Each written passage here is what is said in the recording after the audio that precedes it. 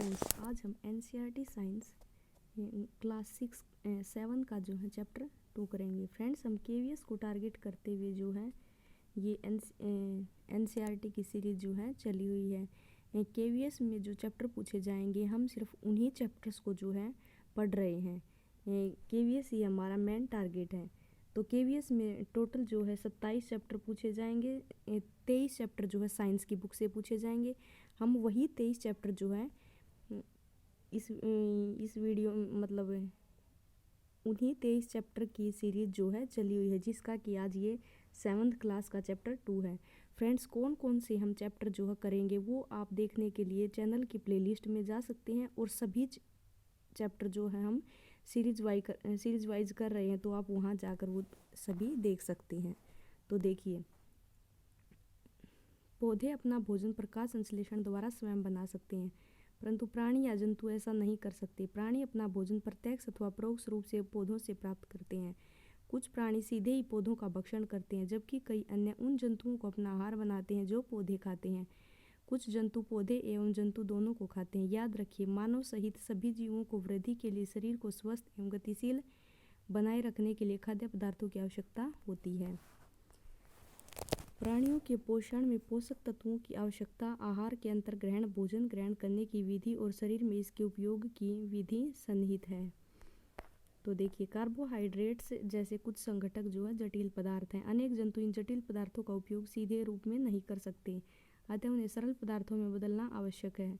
निम्न आरेख के द्वारा दिखाया गया ये देखिए जटिल पदार्थ हैं और ये जो है सरल पदार्थ हैं। जटिल खाद्य पदार्थों का सरल खाद्य पदार्थों में परिवर्तन होना या टूटना जो है विखंडन कहलाता तथा इस प्रक्रम को पाचन कहते हैं। खाद्य अंतर्ग्रहण की विभिन्न विधियाँ। भोजन में अंतर्ग्रहण की विधि विभिन्न जीवों में भिन्न भिन्न होती है। मधुमक्खी और मरमर पक्षी, हमिंग बर्ड पौधों का मकरंद चूसते हैं। मानव एवं कुछ अन्य जंतुओं में शिशु माँ का दूध पीते हैं। अजगर जैसे सर्प वंश के प्राणी अपने शिकार को समूचा ही निगल जाते हैं।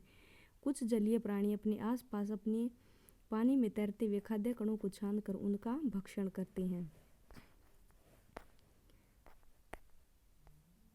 ये देखिए, ये चित्र में जो है स्टारफिश को दिखाया गया है। ये स्टारफिश के बारे में यहाँ बताया गया है। स्टारफिश तारा मछली कैल्शियम कार्बोनेट के कठोर कवच वाले जंतुओं का आहार करती है। कवच खोलने के बाद यह अपने मुख से अपना आमाशय बाहर निकालती है और जंतु के कोमल भाग को खाती है। आमाशय वापस शरीर में चला जाता है और आहार जो है धीरे धीरे पचता है।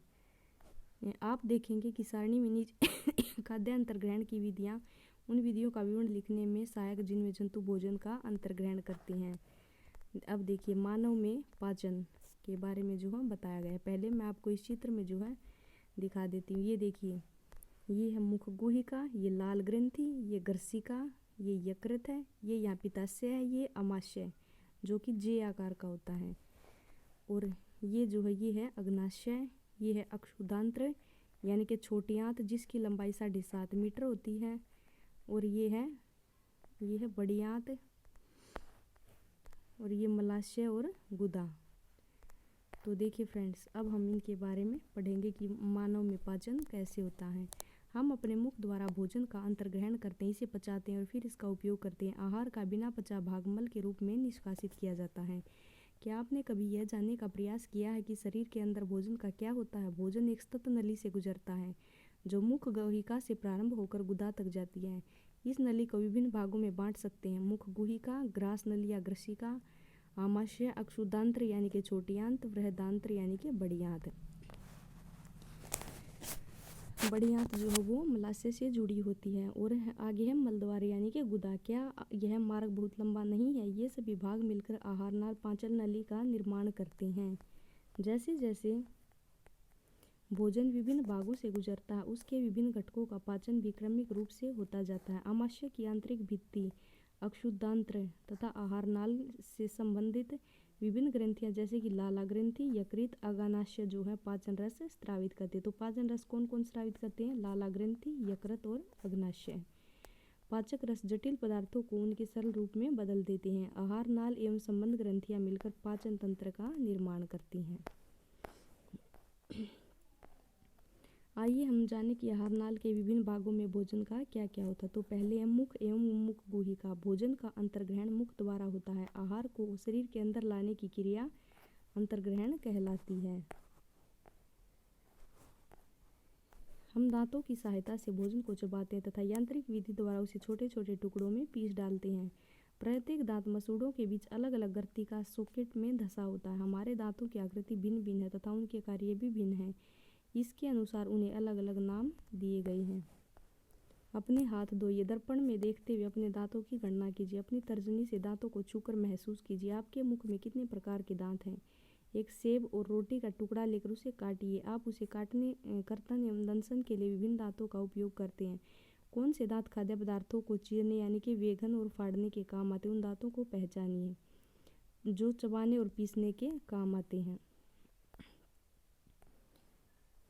ये देखिए, चौर्णक, अग्रचौर्णक, रदनक, कृंतक, ये जो है दांतों की व्यवस्था और उसके विभिन्न प्रकार के जो है दांत है। यानी कि कृदंत ये काटने वाले दांत होते हैं। रदनक ये अग्रचौर्णक ये चौर्णक। इस प्रकार से ये दांतों की श्रेणी जो है यहाँ दिखाई गई है।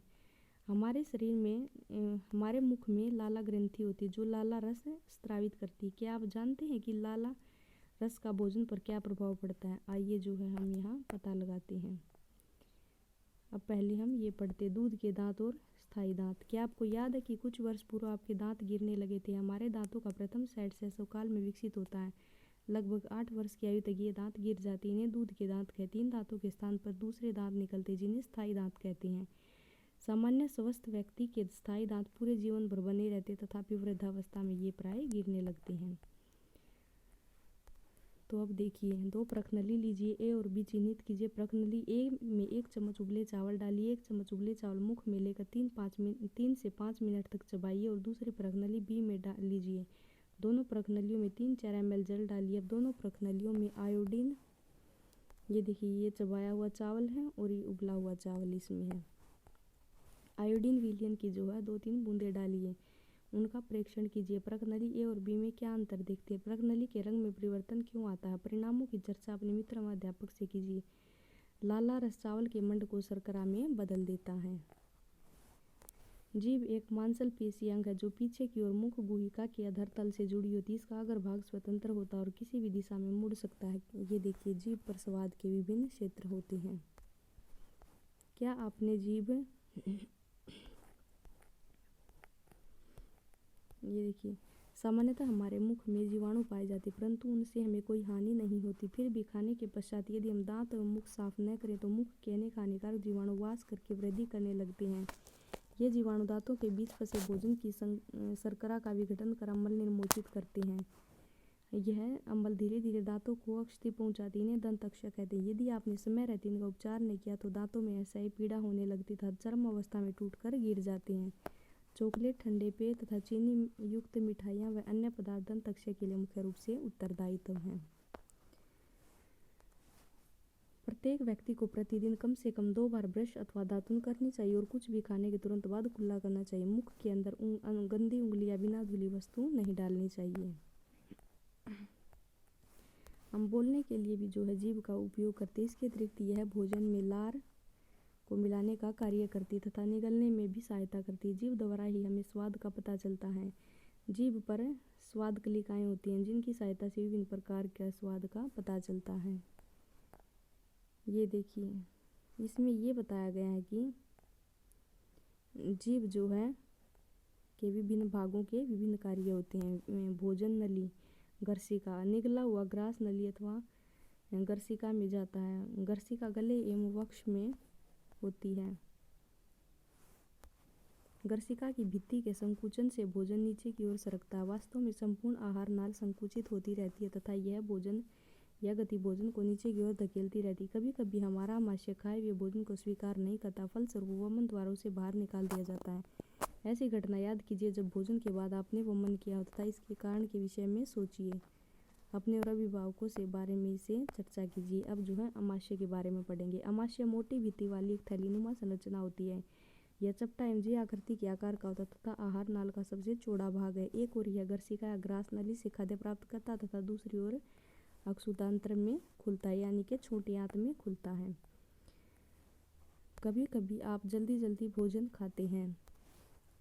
खाते समय बात करते आपको खांसी उठती, हिचकी आती है, घुटन अनुभव होती है। यह खाद्य कणों के श्वास नली में प्रवेश करने के कारण होता है। श्वास नली नासिका से आने वाले वायु को फेफड़ों तक ले जाती है। गर्सिका के साथ साथ चलती है, परंतु गर्सनी में वायु एवं भोजन मार्ग एक ही होते हैं। फिर भोजन को श्वास नली में प्रवेश करने से किस प्रकार रोका जा सकता है? भोजन निगलने के समय मांसल रचना अथवा वाल्व का कार्य करती है, जो श्वास नली को ढक लेती तथा भोजन को गर्सनी में भेज देती। संयोगवश यदि भोजन के कण श्वास नली में प्रवेश कर जाते तो उन्हें घुटन का अनुभव होता है, हिचकी आती है और खांसी उठती है। आमाशय का आंतरिक अस्तर सतह श्लेष्मल हाइड्रोक्लोरिक अम्ल अथवा पाचन रस स्रावित करता है। श्लेष्मल आमाशय के आंतरिक अस्तर को सुरक्षा प्रदान करता है। अम्ल अनेक ऐसे जीवाणुओं को नष्ट करता है जो भोजन के साथ वहां तक पहुंच जाते हैं।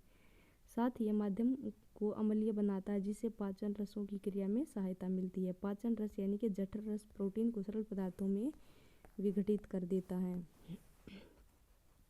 अक्षुदांत्र छोटी आंत, इसकी लंबाई 7.5 मीटर होती है। यह यकृत और आमाशय से स्राव प्राप्त करती है। इसके अतिरिक्त इसकी भित्ति में भी कुछ रस जो है स्रावित होते हैं।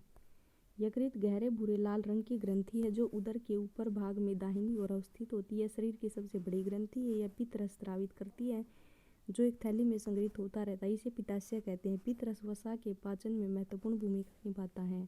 अग्नाशय हल्के पीले रंग की बड़ी ग्रंथि है जो आमाशय के ठीक नीचे स्थित होती है। अग्नाशिक रस कार्बोहाइड्रेट्स एवं प्रोटीन पर क्रिया करता है तथा इसके सरल रूप में परिवर्तित कर देता है।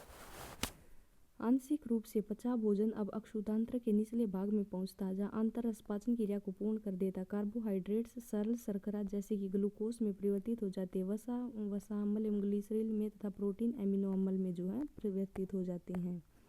ये देखिए, इस व्यक्ति के आमाशय में गोली लगी थी, उसका विवरण यहाँ किया गया है। एक विलक्षण दुर्घटना द्वारा आमाशय की कार्य प्रणाली की खोज हुई। सन 1822 में एलेक्स सेंट मार्टिन नामक एक व्यक्ति को गोली लगने के कारण बुरी तरह घायल हुआ। गोली से वक्ष क्षतिग्रस्त हो गया तथा आमाशय में एक छिद्र हो गया। उसे विलियम ब्यूमोंट नामक अमेरिकी सैनिक चिकित्सक के पास ले जाया गया। चिकित्सक ने उसकी जान तो बचा ली, परंतु वह आमाशय का छिद्र भली भांति बंद न कर सका और उसे छिद्र को पट्टी से ढक दिया। ब्यूमोंट को छिद्र में से आमाशय के अंदर झांकने का दुर्लभ अवसर प्राप्त हुआ। उसने कुछ रोचक परीक्षण किए। ब्यूमोंट ने देखा कि आमाशय भोजन का मंथन कर रहा था। इसकी भित्ति से तरल स्रावित हो रहा था जो भोजन को पचा सकता था। उसने यह भी देखा कि आमाशय अक्षुदांत्र में तभी खुलता है जब आमाशय में भोजन का पाचन पूरा हो जाता है। देखिए, अक्षुदांत्र में अवशोषण। पचा हुआ भोजन अवशोषित होकर अक्षुदांत्र की भित्ति में स्थित रुधिर वाहिकाओं में चला जाता है। इस प्रक्रम को अवशोषण कहते हैं। अक्षुदांत्र की आंतरिक भित्ति पर उंगली के समान उभरी हुई संरचनाएं होती हैं, जिन्हें दीर्घरोम अथवा रंध्रसाकुर कहते हैं। क्या आप अनुमान लगा सकते हैं कि दीर्घरोम की आंत्र में क्या भूमिका है? दीर्घरोम पचे हुए भोजन के अवशोषण हेतु तल क्षेत्र बढ़ा देते हैं, परंतु दीर्घरोम में सूक्ष्म रुधिर वाहिकाओं का जाल फैला रहता है। दीर्घरोम की सतह से पचे हुए भोजन का अवशोषण होता है तथा यह रुधिर वाहिकाओं में चला जाता है। अवशोषित पदार्थों का स्थानांतरण रुधिर वाहिकाओं द्वारा शरीर के विभिन्न भागों तक होता है, जहां उनका उपयोग जटिल पदार्थों को बनाने में किया जाता है। इस प्रक्रम को स्वांगीकरण कहते हैं। कोशिकाओं में उपस्थित ग्लूकोज का विघटन ऑक्सीजन की सहायता से कार्बन डाइऑक्साइड एवं जल में हो जाता है और ऊर्जा मुक्त होती है। भोजन का वह भाग जिसका पाचन नहीं होता अथवा अवशोषण नहीं होता वृद्धांत्र में भेज दिया जाता है। अब देखिए, वृद्धांत्र के बारे में पढ़ेंगे। वृद्धांत्र अक्षुदांत्र की अपेक्षा चौड़ी एवं छोटी होती है। यह लगभग 1.5 मीटर लंबी होती है। इसका मुख्य कार्य जल एवं कुछ लवणों का अवशोषण करना होता है। बचा हुआ अपचित पदार्थ मलाशय में चला जाता तथा अर्धठोस मल के रूप में रहता है। समय समय पर गुदा द्वारा यह मल बाहर निकाल दिया जाता है। इसे निष्कासन कहते हैं। अब खाद्य घास खाने वाले जंतुओं में पाचन प्रक्रिया। क्या आपने गाय भैंस घास खाने वाले शाकाहारी अन्य जंतुओं को देखा है? वे उस समय भी लगातार जुगाली करते रहते हैं जब वे खा न रहे हों। वास्तव में वे घास को जल्दी जल्दी निगल कर आमाशय के एक भाग में भंडारित कर लेते हैं। यह भाग रूमेन यानी कि प्रथम आमाशय कहलाता है। रूमिनेंट में आमाशय 4 भागों में बटा होता है। रूमेन में भोजन का आंशिक पाचन होता है, जिसे जुगाल यानी यानी कि जिसे कड कहते हैं, परंतु बाद में जंतु इसको छोटे पिंडकों के रूप में पुनः मुख में लाता है, जिसे वह चबाता है। इस प्रक्रम को रोम मंथन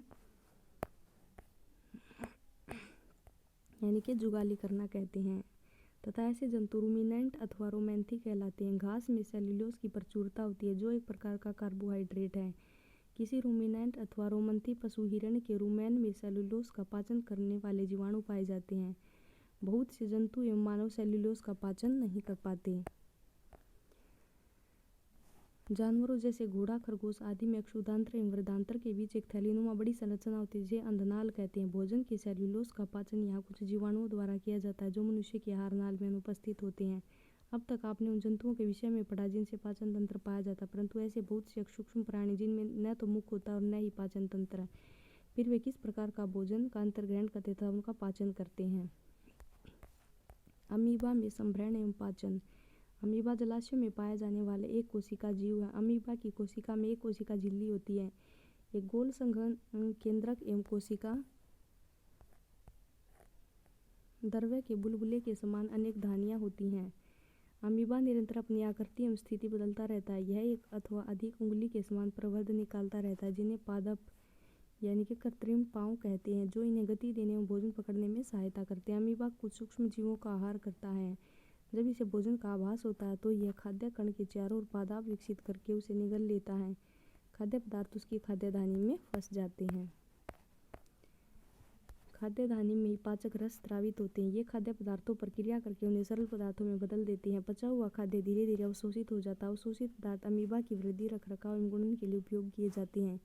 बिना पचा अपशिष्ट खाद्य धानी द्वारा बाहर निकाल दिया जाता है। भोजन में पाचन का आधारभूत प्रक्रम सभी प्राणियों में समान है, जिसमें खाद्य पदार्थ सरल पदार्थों में परिवर्तित किए जाते हैं, ऊर्जा मुक्त होती है। अगले अध्याय में आप यंत्र द्वारा अवशोषित खाद्य पदार्थों का शरीर के अन्य भागों में स्थानांतरण के विषय में पढ़ेंगे। तो फ्रेंड्स, ये था हमारा आज का चैप्टर। नेक्स्ट चैप्टर जो है हम नेक्स्ट वीडियो में लेके आएंगे। धन्यवाद फ्रेंड्स।